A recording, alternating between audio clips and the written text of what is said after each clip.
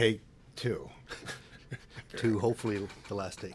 Yeah, last take. So, my name's Santana Anderson. I'm the owner of O2 Wellness. I'm here with Derek, longtime friend and coach, longtime coach, competitor. You're just finishing up, coming out of 2 shows. 2 preps, yep. Or You one look- prep, I guess, 2 shows. Yeah, you look bomb, Yeah, and you thank felt good. Felt great. Yeah, it was a good return to the stage, for Yeah, sure. it's good. Been a hell of a few years, so Yeah. to even get back there is quite impressive for me. So And it's awesome that you felt so good doing it as well. yeah, it was a different mindset right from the start. Sometimes with bodybuilding, it's just, by the time you get to the end, you don't even really want to do the show. I was almost there, and I said leading into it, after Gladiators, I was like, that's it, I'm done. I'm probably not going to do PEI. Yeah. And then the Gladiator felt so good that I was like, you know what? You can hold off I for actually another week. enjoy this again, you know? That's good. It was the first show I actually enjoyed being at the show and being in the show, That's good. which is rare for me. Yeah. Yeah. How many shows have you done now? 15, I think? No way. Yeah. That's a lot of shows. Yeah. When did you start competing? 2010? 2010. Okay. Yeah, it was 149 pounds. And what were you this weekend or last weekend? Last weekend I was 182, 183, somewhere around there on stage. Yeah, it's probably Yeah. the best look that I've seen you. For too. sure, overall best Yeah. look. I think another 10 pounds would be the best overall look I can bring. Yeah. Body shape wise, even muscle density. For sure. Yeah. How, so you've been competing for 13 years. Yeah. Do you think there's been a big change backstage that you've seen over the last 13 years? Like, Yeah, I mean, competitor wise, the level of competition at a show has varied over Yeah. the years. up, down, depends on the show. Depends on the show. The top level's really top, but Yeah. the bottom level seems to be a little weaker than it was. Like, everyone was on a very even playing field 10 years ago. Yeah. And now the top level seems here and the bottom level seems here, and there's not a whole lot of in the middle. I think that's probably a lot to do with social media Yeah. and how everyone wants to be a competitor. Yep. Everyone, well, not everyone, but like people in the fitness industry. Yeah. It's a badge of achievement, and which is great. I think Yeah. it's really good for people to understand what it feels like to diet and go through a prep and Yeah. everything. But it seems like the people that rise to the top would be at the top regardless. Absolutely, yeah. Yeah. I mean, it's a mindset thing. If you're just doing it for like a bucket list kind of issue, then you're not in it the same way as a person that's doing it because they thoroughly love it. enjoy being in that environment, right? Now, do you find that there's a lot of people out there now that are involved just because of social media? 100%. And I'm not knocking the female side of things, No, but God, no. it's a clout thing too. And I mean, Yeah. you get the girls that grew up there and they draw a ton of attention when they look the way they look. You know, Yeah. more attention than you or I would draw on social media for the way we look. Look at So- me and my wife. Yeah, there you go. So yeah, it's definitely a social media sport now, and it never was. Like, Yeah. it was just really when I started. I mean, and when you started too, it was really social media was just getting started then. So it wasn't. Well, when I started, it was like 2002. Like, Well, there you go. It wasn't even there. There might have been some forums, but usually you Yeah. show up at the show, and you might have heard through the grapevine that somebody else was training for a show. You had no idea what anybody else looked like, and yeah, you just showed up and you crossed your fingers and That you were the best. yeah. And usually, whenever you come from whatever gym you're coming from, you're usually the best at your gym. Yeah. Yeah. But Yeah. that doesn't usually, or it doesn't always play out to be the best at the show. No, you're right. It's always humbling. Yeah, and like I've said been to clientele, like, quite a few times. I don't want to say stay away from social media, but Yeah. don't seek out your competition when you're prepping for a show, because it can just.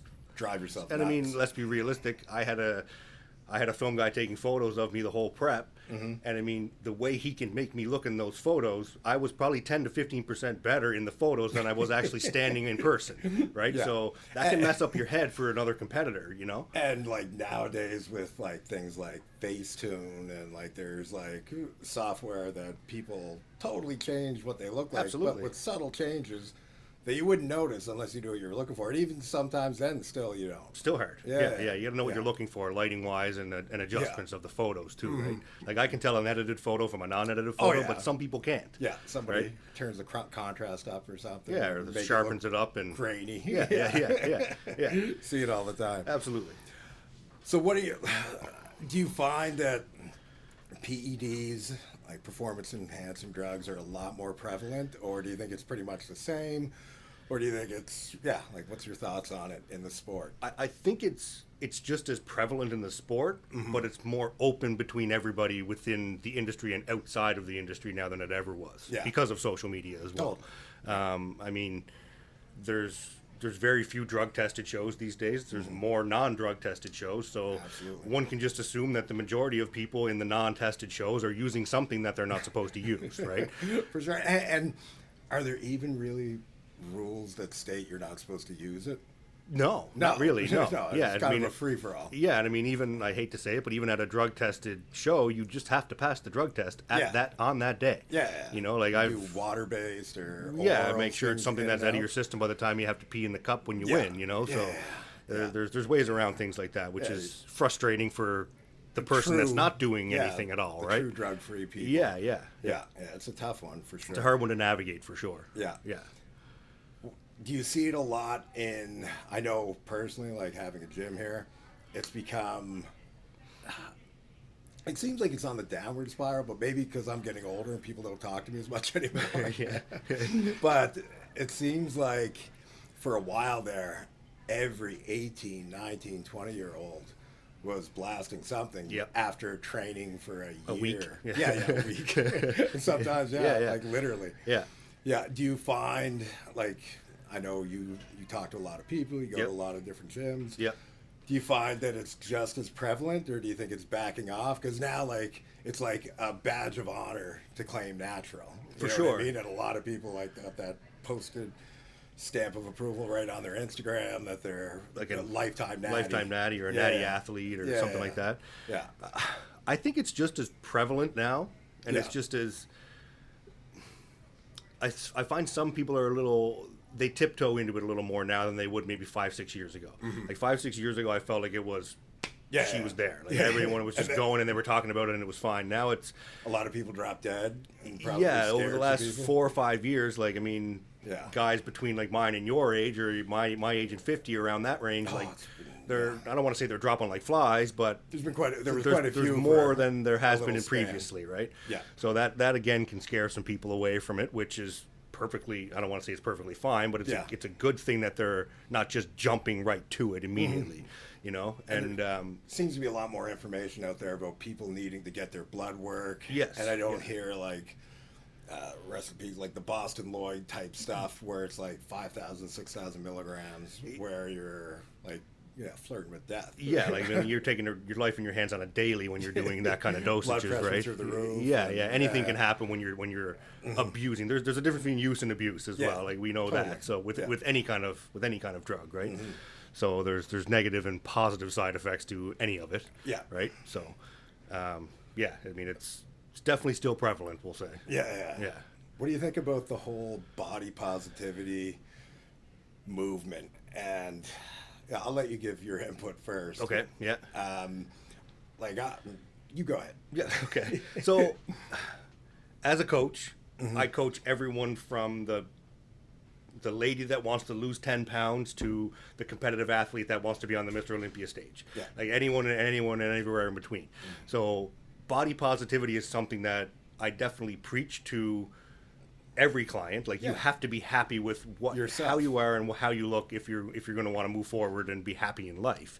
But there's a fine line of that where sometimes they're pushing body positivity, but they're neglecting the health factors that are involved in just being positive about how you look.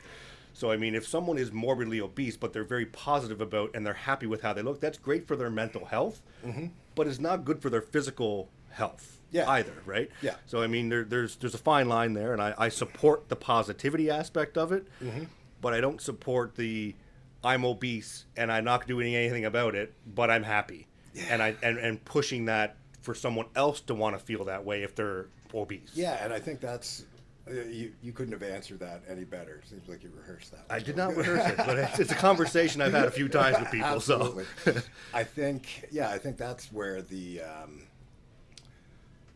negative connotations can come from, pushing that whole body positivity. Like, be happy with your body, be happy with who you are. Yeah. But if it's like something that's keeping people from thinking that, because if you're morbidly obese, you're going to have health risks. For sure. There's lots of issues that are going to arise. Yeah. So I feel like that's kind of clouding the narrative around whether you need to take care of yourself or not. Yeah, it's neglecting the physical internal health aspect of things. Like it's, again, mental health is a huge thing these days, and I mean I'll be one to say that I've struggled with it myself as well, For sure. with the positivity of my own. Everyone has. Yeah, exactly, right? Yeah. So it's definitely, I understand where they're trying to go with the positivity side of it. Yeah. But they still need to factor in the internal side of things. health Like, I mean, it's consequences. great to be, like, even myself, like, I'm happy with how I look, but I'm not content with how I look. Yeah, And I mean, never like, going to be. And I think right, that's a so bodybuilding. That's a innate bodybuilding thing. aspect of things, Yeah. right? So I'm positive about how I did in these contests. I'm positive about how I look, but I'm not settling on that either. So I Yeah, think, you always you have a new goal. Right. You always want to be improving. yeah, so I think they can take that body positivity aspect of things, but yet still improve on their physical health, Yes. while still being body positive, even if they're not the competitive athlete on the stage. Like, you shouldn't hate yourself. Right, You you shouldn't should- be yeah. down on yourself. Yeah. But that shouldn't keep you in the same spot from progressing forward Exactly. and trying Yeah. to get healthy. Yeah. I agree with that. Yeah. What do you think of what social media has done to the fitness industry in the last 12 years, 13 years? Well, it's brought it to a little level. closer. Oh, sorry. Yeah. It's brought it to a level that it probably never would have gotten without social media. Yeah. It's expanded it so much that everybody knows about the fitness industry now. Even people that are outside of it, they're probably like, I'm going to use Chris Bumstead as an example. He has a couple million followers on social media. Yeah, quite. I can guarantee you not every one of those are competitive athletes. Absolutely not. I would say probably 10% of them are competitive athletes. Brought it to the mainstream a Right. lot more. Yeah. Which so is good. Which is great. I mean, it's exposure for the industry. It's exposure for places like this that are just a gym trying to help people out. Yeah. It's great for that. But at the same time, it can be a very negative atmosphere as well. There's some social media influencers that are very only wanting to point out the negative side of things, and always picking and pointing at that aspect. Yeah. And they're also in an industry that they're profiting from the fitness industry, but yet they're profiting by bashing the fitness industry, and that's frustrating to the people that are trying to work in the industry and be positive about the industry too. Yeah. Right. Yeah. No, I totally hear that. Yeah. And, I had a discussion with somebody about this the other day that, some, hey, like things that like Lane Norton, he can be quite negative at times Yep. with people. Yep. But he's calling people out that deserve to be called out. Absolutely. Because there's a lot of information going out there to people that are mainstream and that, if you don't know, you don't know. Yeah. So somebody there's doctors out there that are preaching these like ridiculous claims like that, and it's nice to have somebody call them out, call that kind of stuff out. Yeah. He's being negative, but he's also backing up his facts. Yeah, totally. It's one thing to be poke and be negative. Yeah. And have nothing to back up what you're saying. Yeah, but at least with Lane, he's going to come out there and He's say, based in "This is science. the facts. Yeah. Here's why it's the facts, and this is how I feel about it." Yeah. Right. I like his stuff. I like. Smart Yeah. I mean, guy. he's just a very smart guy. I've been following him for years, and his thought process on a lot of things I agree with. Some I don't agree with his approach to the topic sometimes, but the rationale is typically something I believe in. Bang Right. on. Yeah. Whenever I'm looking for information on a topic, I usually search up what he said about it. Right. Because Yeah. it's pretty fact based. Yeah, absolutely. Yeah, I mean, I think he did his PhD on like protein synthesis or something like Yes. that. So it's not like he's someone that just kind of pulled it out of his ass. He's very learned. Yeah, Yeah. he's very well versed in the topic, right? Yeah, absolutely. So, yeah. Let's see. What do you think about the current fitness influencers, like the big ones that are out there? Like there seems to be a vein, and we have a couple guys that come here, love them, Ryan Jewers, Yep. Evan Holmes, awesome content, but they're very science based. Yes. Science approach. And you know what? I have to say that I've looked at some of their stuff. Sometimes it goes a little over my head. Yeah. But you know, when you actually apply it, I mean, yeah, it makes sense. You know what I mean? They've done a lot of reading. Yeah, and I mean, from a theoretical standpoint, they're not wrong. No. They're not wrong. Yeah. But I think sometimes, and this is, again, not a knock on them specifically whatsoever, Yeah, it's just as a general rule, I find sometimes the science base is it's only focused on that aspect of it, and they sometimes forget the aspect of just hard-ass work. Yeah. You know, putting in the work, you know, like science wasn't, I don't want to say science wasn't there when I started or you started, but it was there, but it's changed quite a bit. It changed quite a bit since then, but like when I started, it was just get under the weight and do the work, and you'll get the result, you know? And then I started to learn the science behind it and started tweaking things on top of the work, right?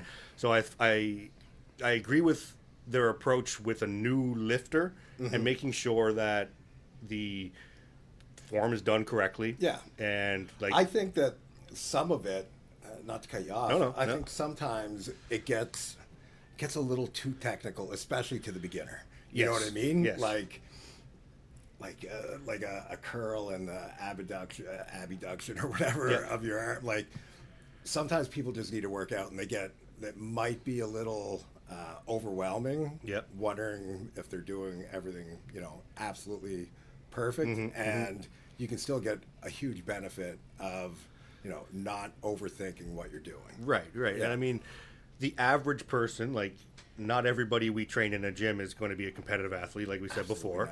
Yeah. So most people, like as a coach, I would say probably 95% of the people you've trained in your life, haven't been competitors. 100%. Same as myself. Yeah. So like, the way I would coach, say, a client that I'm prepping for a show on the gym floor versus how I would coach Sally that wants to lose 10 pounds is different. Wow. So, like if I'm doing a lying hamstring curl with someone, she just needs to do the lying hamstring curl. She needs to lay there and curl. Yeah. You know? But what if I was training an athlete, I could say, okay, well, if you squeeze your glutes in this position and drive your hips into the pad, you're going to activate more hamstring, boom, boom, boom, boom, boom. But if I tell that to Sally, she's going to be like, what the fuck is this guy talking about? No idea. She just doesn't. She just wants to go through the range of motion, recruiting my hamstring muscles. Exactly, right? And she's going to benefit from just doing the motion. Yeah. But where the athlete might benefit from contracting the muscle more efficiently. Does that make sense? Yeah, it makes perfect sense. Yeah. So it's a little bit of, again, that's the science aspect of things, where sometimes the science is relevant to the client, sometimes